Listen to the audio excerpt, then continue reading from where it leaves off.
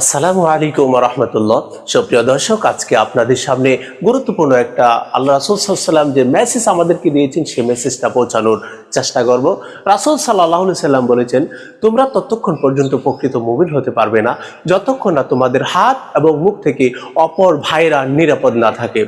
সুতরাং আমার শক্তি আছে, আমার টাকা পয়সা আছে, আমার ক্ষমতা আছে, এগুলো যদি আমি অন্য ভাইয়ের উপর প্রয়োগ করি, অপব্যবহার করি, তাহলে আল্লাহ রাসূল বলছেন তুমি কখনো মুমিন হতে পারবে না।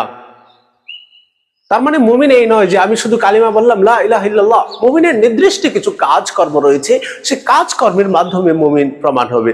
প্রিয় ভাইরা, তাহলে আপনাদেরকে যে মেসেজটা দিতে যাচ্ছি, আমি একজন প্রকৃত মুমিন হতে হলে আমার হাত, আমার মুখ থেকে অপর ভাইরা, অপর মুসলমান অমুসলমান সকল ভাইরা আমার হাত এবং মুখ থেকে যদি নিরাপদ না হয়, তাহলে আমি প্রকৃত মুমিন হতে পারবো না। আর প্রকৃত মুমিন যদি আমি না হই, তাহলে আমি কি জান্নাতে যেতে পারবো? আমি জান্নাতের কোনো জিম্মাদারি আল্লাহ সুবহানাহু ওয়া তাআলা আমাকে দিবেন না, আল্লাহ সুবহানাহু ওয়া তাআলা আমাকে জান্নাত দিবেন না, এটা স্পষ্ট কথা।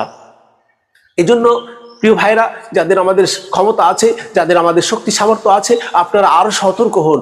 আপনাদের ক্ষমতার কারণে, আপনাদের বিভিন্ন শক্তির কারণে, আপনাদের প্রভাব প্রতিপত্তির কারণে কেউ যেন ক্ষতিগ্রস্ত না হয়।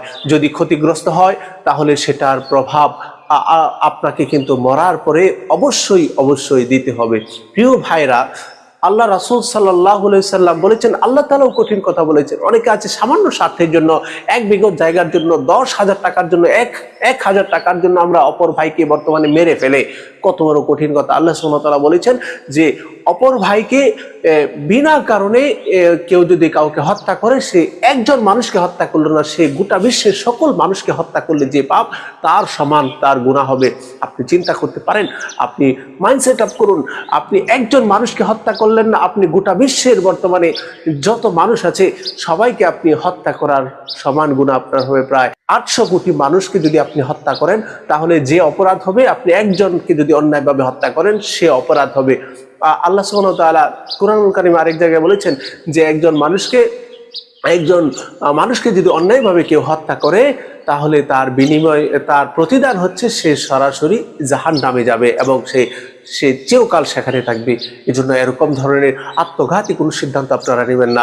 সামনে নির্বাচন আসছে, প্রতিদিনই আমরা খবর বিভিন্ন কিছুর মধ্যে দেখতে পাচ্ছি যে বিভিন্ন ধরনের মানুষের হত্যা, নির্যাতন, জুলুম এবং ধর্ষণের মতো ঘটনা ঘটছে। প্রিয় ভাইরা, এজন্য আপনারা দীপ্ত শপথ গ্রহণ করুন, আল্লাহর আইন মেনে চলবো, রাসূল সাল্লাল্লাহু আলাইহি ওয়াসাল্লামের তরিকা অনুসারে, রাসূল সাল্লাল্লাহু আলাইহি ওয়াসাল্লামের আদর্শ অনুসারে আমরা চলবো। আমরা কোনো ধরনের অন্যায়, অবিচার, অত্যাচার আমরা করবো না। আমরা কোনো মানুষের মাথায় বাড়ি দেব না।